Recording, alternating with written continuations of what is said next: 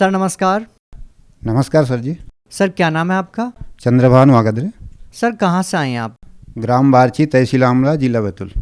Sir संत रामपाल जी महाराज से नाम दीक्षा लेने से पहले आप क्या भक्ति साधना करते थे? संत रामपाल जी महाराज जी से नाम दीक्षा लेने के पहले यही देव देवता की अपने हिंदू धर्मों में जो प्रचलित पूजा है वही साधना है, हम पूजा करते थे।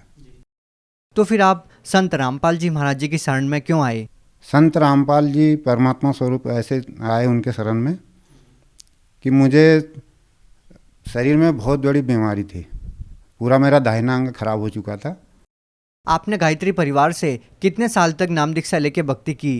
गायत्री परिवार से 1994 से लगा के 2013 तक के पूरे भक्ति की। आपने वहाँ कौन से गुरु से नाम दीक्षा ली थी? वहाँ पर गुरु गायत्री परिवार में मतलब वो श्री राम शर्मा जी के द्वारा ही मतलब वो वहाँ दिलवाया जाता है नामदान दीक्षा। सर गायत्री परिवार में आपको क्या भक्ति विधि बताई गई? कौन से मंत्र आपको भक्ति करने के लिए दिए गए? गायत्री मंत्र दिया जाता है वहाँ पर जाप करने के लिए। तो सर आपको जो गायत्री मंत्र दिया गया और आपकी जो इतनी पुरानी बीमारी थी, तो सर क्या उन मंत्रों के जाप से, उस भक्ति से क्या आपको कोई राहत मिली, कोई लाभ मिला? नहीं, उससे कोई लाभ नहीं मुझे। मैं 20 साल तक तो उनकी भक्ति करी वहाँ पर, तो उससे मुझे कोई लाभ नहीं मिला। सर क्या प्रॉब्लम थी आपको? मुझे दाहिना अंग पूरा खराब था और भूत प्रेतों की बीमारी थी। भूत प्रेत मतलब शैतान नींद में रात में आ जाना, बैठ जाना छाती पे। क्या आपको दिखाई देते थे भूत प्रेत? क्या बोलते थे वो? पूरी आकृति उनकी काली काली रहती थी। चेहरा तो एकदम से पहचान में नहीं आता था उनका, लेकिन वो दबा के एकदम से आवाज़ बंद कर देते थे। और उसी पीरियड में अपन जैसे अगर हाथ पैर हिलाओ और उनको देखो कि भाई भाग जा, कैसे भागे, ये कुछ समझ में नहीं आता था। तो गायत्री मंत्र का भी जाप करता था तो वो नहीं भाग पाते थे। बहुत टाइम तक इतने परेशान करते थे कि यानी बस सिर पर जान निकलने की रह जाती थी। उस पीरियड में ऐसे आधा एक घंटा तक के वो परेशान करने के बाद में फिर निकलते थे। तो वो जैसे अपने को जैसी चेतना वापस आई उस पीरियड में तो शरीर का तो हलना डुलना बंद हो जाता था। हाथ पैर में हिलाने की भी सोचूं, उठाने की सोचूं या मैं उठने की सोचूं तो उठ नहीं पाता था, क्योंकि मतलब ऐसा लगता था कि जैसे गन्ने का जूस निकाल दिया जाता है, उस प्रकार से मेरे शरीर का पूरा जूस निकल जाता था वो शैतान भागने के बाद में। सर आपको ये जो भूत प्रेत की बाधा थी वो कितने साल से थी? ये भूत प्रेत की बात तो भगत जी परमात्मा जी के शरण में आने के पहले 20 साल से थी, मतलब पहले से। अभी तो परमात्मा जी के शरण 20 साल से ही आप गायत्री परिवार से जुड़े हुए थे? हाँ। कोई लाभ नहीं मिला? वहाँ से तो कोई लाभ ही, शैतान भूतों में तो कोई लाभ ही नहीं मिला। बीमारी वो शैतान भूत के कारण ही मतलब बनी रही मेरे शरीर में।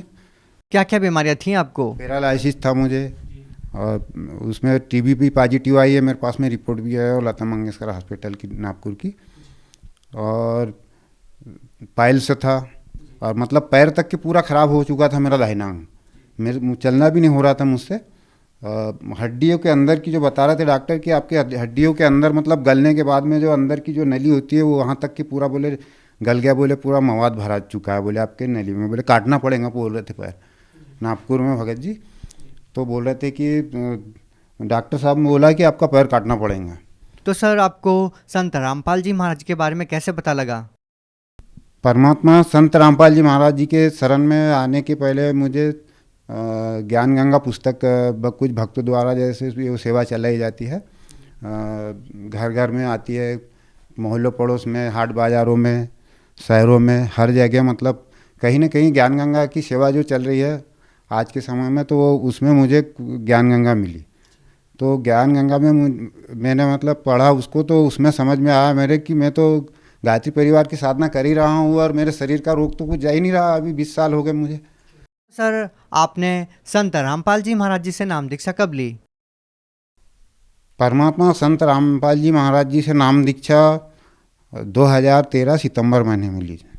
तो सर आपको जो 20 साल से भूत प्रेत की बाधा थी, टीबी की बीमारी थी, आपको पैरालिसिस की बीमारी थी, क्या संत रामपाल जी महाराज से नाम दीक्षा लेने के बाद आपको कोई लाभ मिला? हाँ जी, जैसे ही मैंने संत रामपाल जी महाराज जी से नाम दीक्षा ली वैसे ही मुझे लाभ होना शुरू हो गया। धीरे धीरे करके भगत जी सर जी मेरे जो दाहिने अंग का जो दर्द था वो भी कम हुआ, और उसके साथों साथ में भंडारा वगैरह भी करने लग गया मैं। पहले तो खाना भी नहीं खाता था, मेरा वजन भी कम हो गया था और चक्कर आते थे, तो काम भी कुछ बनता नहीं था। इस प्रकार से तो धीरे धीरे करके परमात्मा स्वरूप रामपाल जी महाराज जी से नाम दीक्षा लेने के बाद में 2-3 महीने में भगत जी धीरे धीरे पूरा ही आराम हो गया मुझे। जो मुझे टीबी की समस्या थी इससे भी पूरा आराम हुआ। अभी इसके बाद में जो अभी मैंने सन 2000 में अपना 2020 में करा है, रिपोर्ट है मेरे पास में, तो उसमें पूरा मुझे पूरा फ़ायदा है, मुझे कोई बीमारी नहीं है अभी।